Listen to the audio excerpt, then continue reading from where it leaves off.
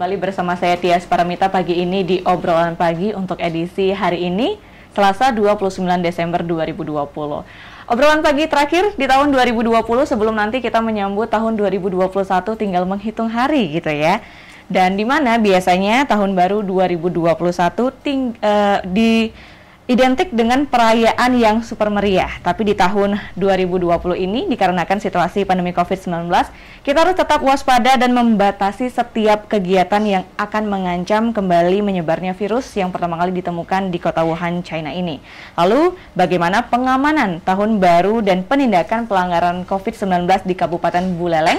Untuk itu di Studio Gempol 38 pagi ini kita sudah menghadirkan satu orang narasumber, yaitu Kasatpol PP Pemkab Buleleng, Bapak Dr. Andus Putu Artawan. Selamat pagi, Pak Artawan. Selamat pagi, Ibu, dan selamat pagi juga para pendengar Radio Guntur dimanapun berada, dan Om Swastiastu. Om Swastiastu. Bagaimana kabarnya, Pak? Baik dan sehat. Baik, sehat. Tidurnya nyenyak malam tadi? Wah, kalau dalam situasi seperti ini yang namanya tidur yang paling setengah-setengah saja. Soal di dalam perjalanan mungkin anggota sedang patroli, ada juga warga masyarakat yang menghubungi kami bahwa ini ada begini, ini ada begitu. Otomatis pada saat itu kami juga mengarahkan anggota untuk melakukan kegiatan sesuai dengan laporan masyarakat. Harus tetap standby gitu ya, Pak ya? Iya. Harus tetap standby. Nah, ini apa namanya, tahun baru tinggal H-2 nih Pak ya, kita bakal menyambutnya. Bagaimana situasi terkini di Buleleng sendiri, Pak?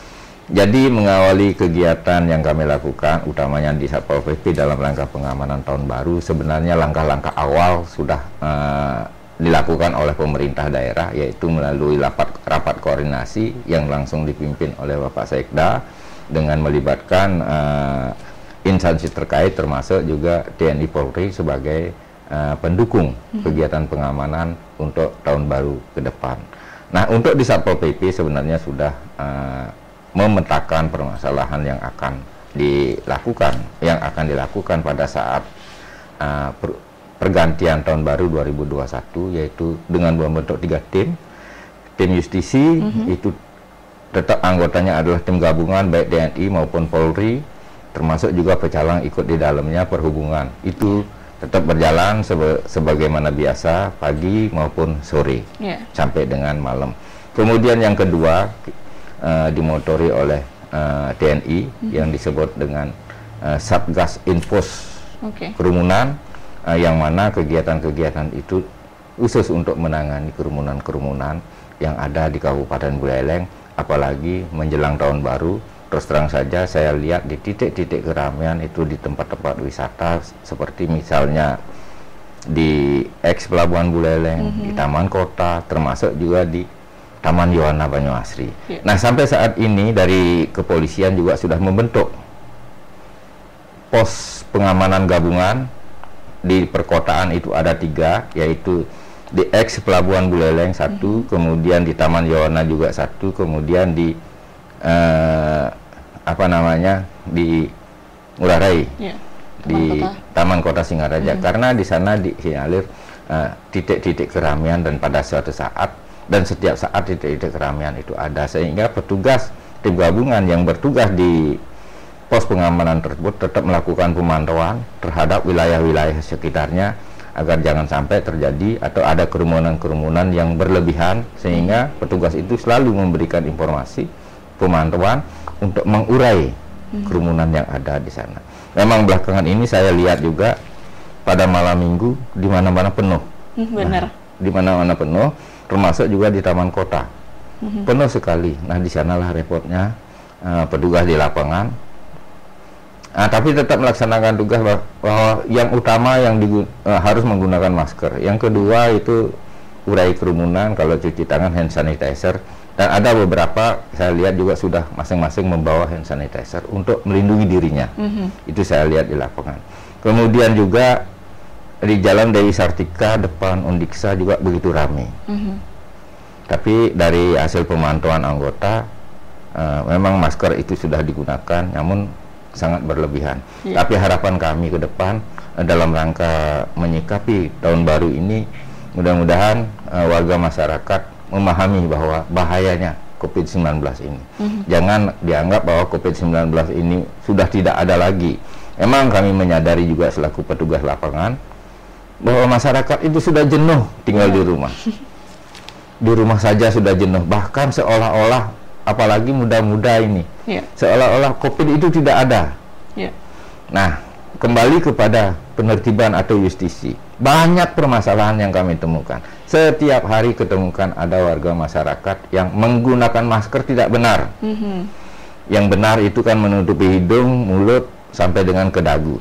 Tetapi nyatanya hanya di dagu saja sebagai aksesoris. Aksesoris gitu aksesoris, ya. Kalau Satpol PP-nya datang baru dipakai benar. Baru dipakai.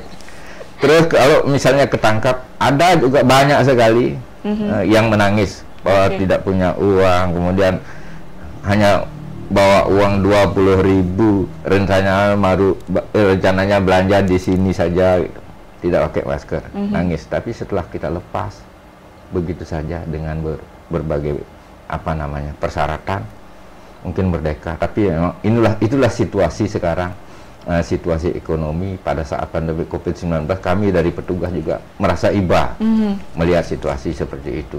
Tetapi terus terang aja, masyarakat Buleleng, utamanya generasi muda, memang lumayan bengal-bengal ya. Berarti dari generasi mudanya yang kebanyakan kurang gini ya, menaati prokes ya, Pak ya?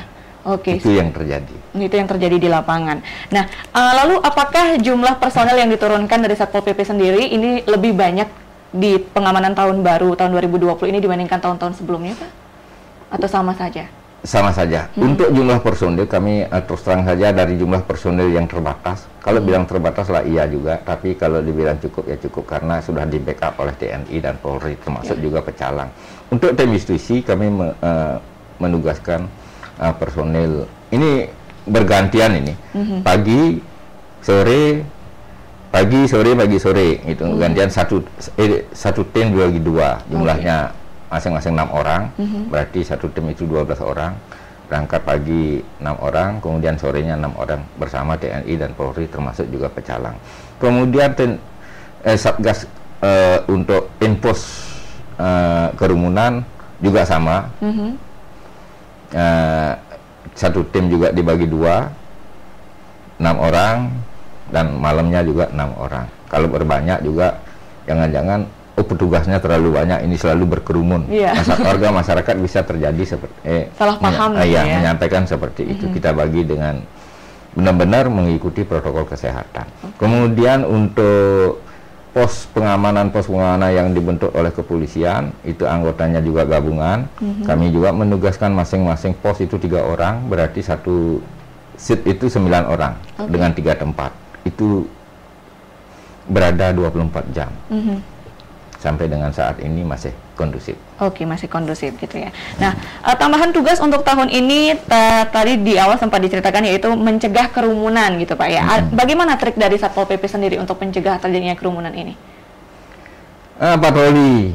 Kegiatan yang dilakukan pagi sekitar jam 10 sudah mulai anggota, diawali dengan apel dulu. Apel bertempat di Kodim ataukah kadang-kadang di Kodim, kadang-kadang di Koramil Kota.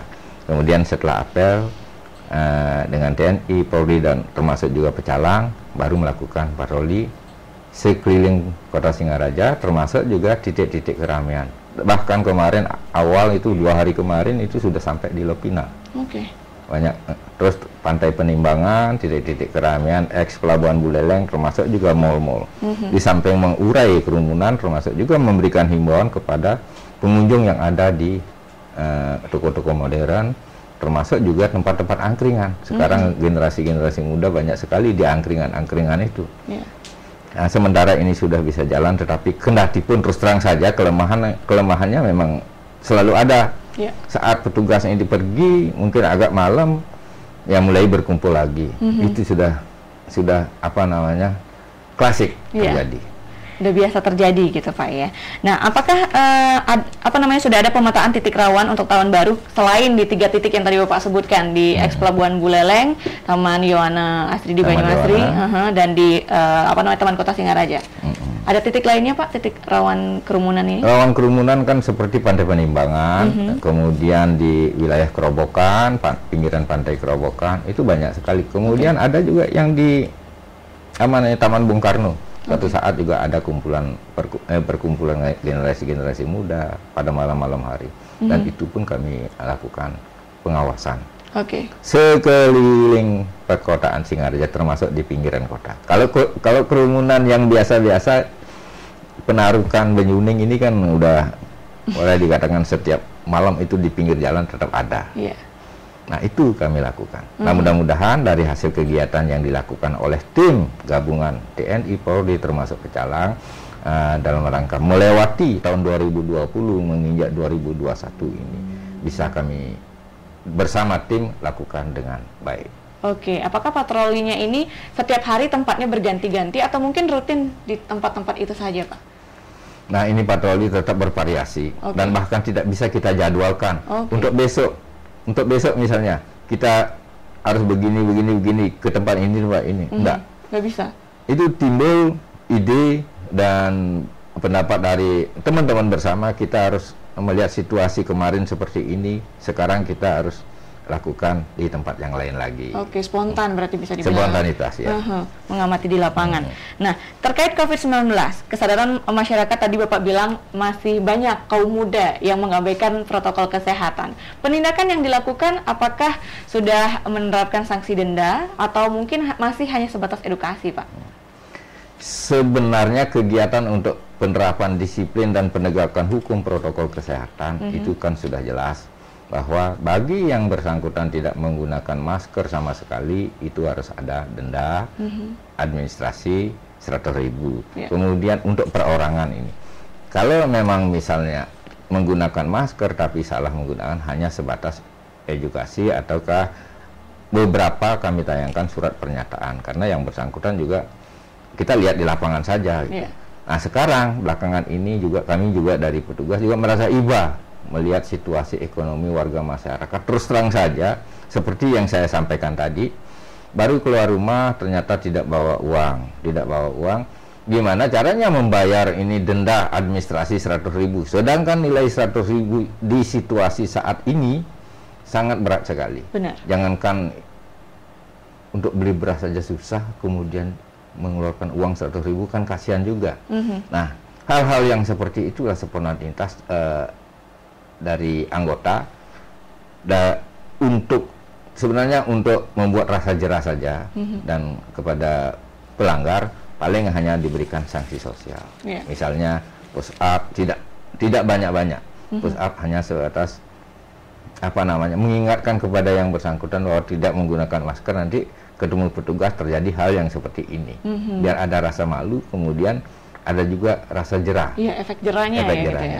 Seperti itu. Jadi dilihat situasi kondisi di lapangan juga gitu, Pak, ya, disesuaikan. Situasi kondisi. Karena nggak bisa memaksakan juga kan. Gimana caranya memaksakan ini uang 100.000? Jangankan masyarakat, sedangkan kita saja kalau keluar sering juga nggak bawa uang kan, begitu ya. Kebetulan lagi apes, ketemu petugas, dipegang, gimana ini nggak pakai masker dan lain sebagainya, kan kasihan juga. Makanya untuk pemirsa Radio Guntur biar nggak ditangkap nanti ya sama Satpol PP-nya, ingat selalu pakai maskernya gitu ya. Jangan disalahkan petugasnya gitu ya, Pak ya. Petugas dari Satpol PP itu hanya menjalankan tugas dari surat edaran yang ada gitu ya, peraturan yang ada. Nah, dari kapan sampai kapan ini, Pak, pengamanan tahun baru yang dilakukan kali ini?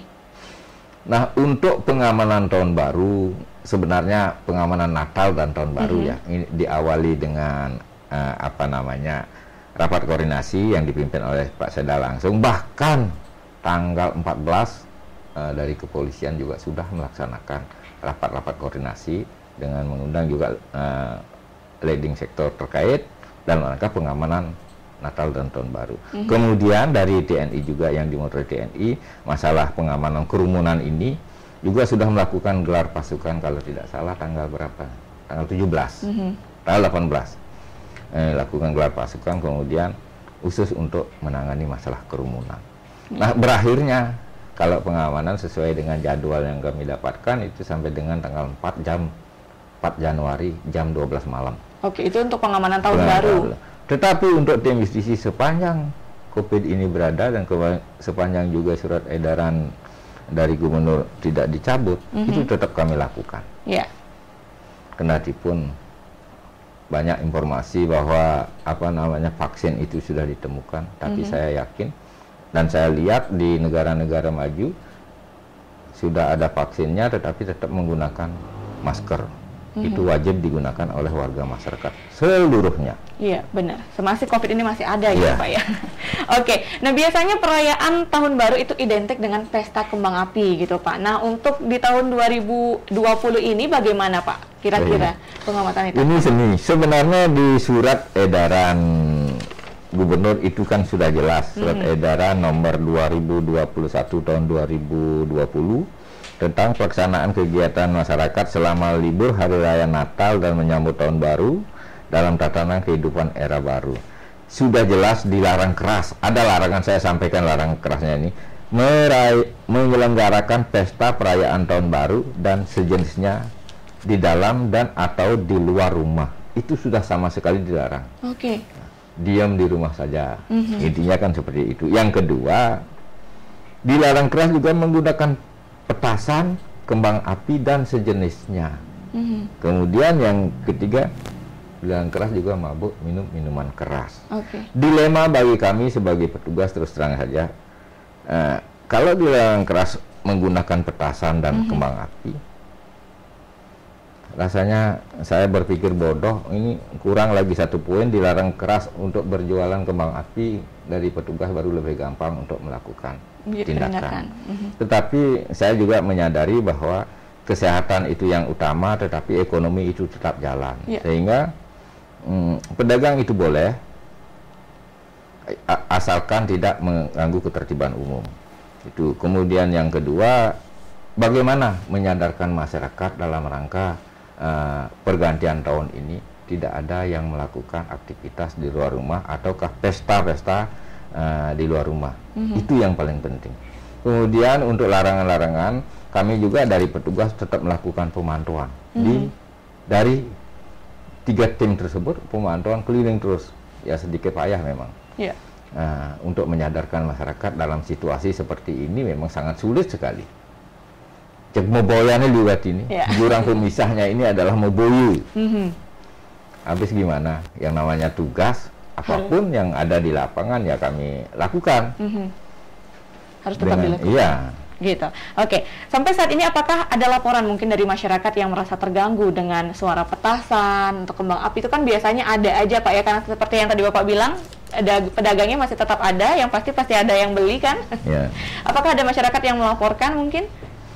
Sementara belum. Belum ada. Karena kemarin malam Minggu kalau tidak salah di Taman Kota ada juga orang yang menghidupkan petasan, tapi langsung dari TNI dan Pak Dandim langsung turun untuk melakukan pemantauan terhadap itu, dan itu sudah selesai semua. Kemudian di tempat-tempat lain rasanya belum, karena laporan juga belum ada. Mudah-mudahan sampai dengan akhir tahun baru ini, kemudian memasuki tahun baru 2021, semuanya bisa dikendalikan. Oke, bisa aman ya. Daripada dipakai buat beli petasan atau kembang api, mending dipakai hal yang lain ya uangnya, Pak ya. Benar. Oke, nah apa yang difokuskan dalam pengamanan kali ini? Selain kerumunan, mungkin ada hal lainnya, Pak, yang difokuskan? Satu pegangan kuat dari petugas adalah protokol kesehatan. Karena itu sesuai dengan informasi yang kami terima melalui media, bahwa Bapak Presiden sudah menyampaikan bahwa yang menjadi hukum utama yang tertinggi adalah kesehatan masyarakat. Itu yang kedua, ekonomi itu tetap jalan. Antara kesehatan dan masyarakat tetap jalan, makanya dari petugas, dari tim gabungan Polri tetap memprioritaskan 3M itu, menggunakan masker, mencuci tangan atau hand sanitizer, dan juga menjaga jarak. Itu penekanannya itu yang utama. Oke, prokes berarti protokol kesehatan. Prokes kesehatan itu yang ditekankan untuk pengamanan di tahun 2021. Tadi di awal sempat disebutkan bahwa sudah ada 3 tim yang dibentuk ya, Pak ya.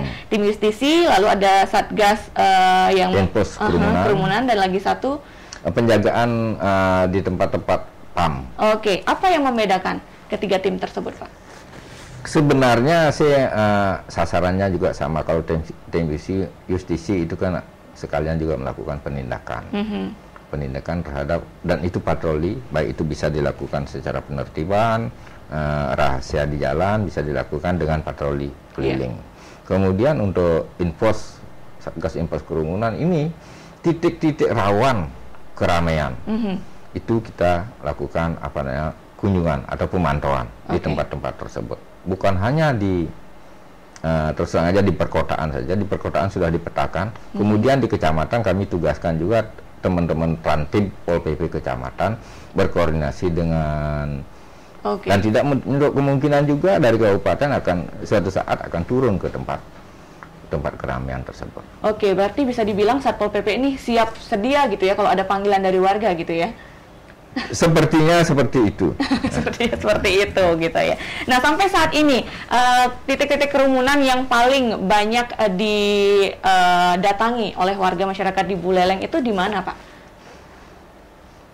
Belakangan ini setelah Natal dan menyambut Natal ini titik kerumunan kok sepertinya semua merata ya. Taman Kota malam Minggu kok ramai sekali. Kayak ada band atau apa itu. Kayak ada pertunjukan. Ada pertunjukan ya. Kemudian di Pantai Penimbangan, di pinggiran pantai juga banyak berkumpul. Memang sih saya lihat masyarakat sudah pada jenuh di rumah, tapi habis gimana? COVID ini masih tetap ada. Nah, dengan tetap adanya COVID ini, makanya petugas ini tetap melakukan juga pemantauan terhadap titik-titik kerumunan yang saya sampaikan tadi, baik itu di eks Pelabuhan Buleleng maupun di Taman Juwana. Tetap kami lakukan. Kendati pun terus terang saja warga masyarakat sudah jenuh melihat Satpol PP berkeliaran di jalanan. Bahkan banyak cemoohan atau hinaan itu terjadi untuk Satpol PP. Sampai saat ini masih terjadi berarti? Tidak pernah berhenti karena terus terang saja membuat rasa nyaman bagi orang yang kendati pun yang bersangkutan itu melanggar aturan, para pedagang misalnya, tetap dilakukan penertiban oleh Satpol PP. Nah, bagi yang bersangkutan yang sudah ditertibkan otomatis merasa dongkol, ini untuk isi perut dan lain sebagainya. Kalau itu dibiarkan 2 hari saja dibiarkan untuk pedagang, misalnya jalan di Ponorogo, pedagang canang ini dibiarkan 1 hari dibiarkan pasti maju ke depan, 2 hari pasti penuh. Itu yang terjadi. Apalagi sekarang, saya bingung juga ini. Apalagi sekarang pedagang-pedagang musiman. Benar. Yang menjual petasan dan kembang api. Itu kan di pinggir jalan biasanya. Di pinggir jalan. Dan jelas juga itu melanggar ketertiban umum. Berjualan di trotoar. Trotoar yang semestinya digunakan untuk pejalan kaki, ternyata digunakan untuk berjualan. Otomatis kita tertibkan. Nah, disinilah kedongkolan para pedagang atau warga masyarakat yang boleh dikatakan mohon maaf melanggar peraturan yang ada. Nah, lalu apakah pernah terjadi perlawanan dari warga masyarakat yang akan ditertibkan? Kalau dulu sih pernah, ada sampai dengan sedikit ada perang mulut lah istilahnya nih. Tetapi untuk sementara paling hanya dongkol-dongkol saja. Setelah Pol PP-nya lewat, cicing dan sekeliling delman ini dan lain sebagainya, itu biasa yang terjadi seperti itu. Dan itu di telinga petugas itu sudah sering kali didengar, tapi demi keamanan masyarakat itu tetap kami abaikan. Omongan-omongan yang sumbang seperti itu juga kami abaikan saja. Udah makanan sehari-hari bisa dibilang gitu ya Pak ya, setiap melakukan penertiban. Baik, menarik sekali Pak Hartawan. Nanti bakal kita lanjutkan di sesi kedua mengenai pengamanan tahun baru dan penindakan pelanggaran COVID-19 di Buleleng. Dan di sesi kedua nanti, bagi pemirsa Radio Guntur yang ingin tanya-tanya seputaran topik yang dibahas, bisa bergabung di 23455, tapi kita jeda iklan sejenak karena ada beberapa iklan yang mau lewat berikut ini.